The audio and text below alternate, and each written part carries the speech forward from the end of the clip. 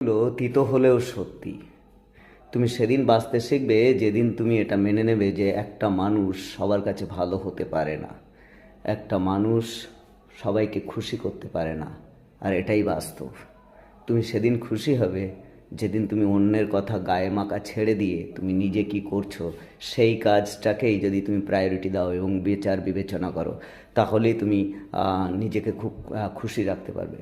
তুমি সেদিনই খুশি হবে যেদিন তুমি এটা বুঝতে শিখবে যে কারোর ওপরে সহজে বিশ্বাস করে তুমি তার কাছ থেকে যে বিশ্বস্ত থাকবে সেটা আশা করো।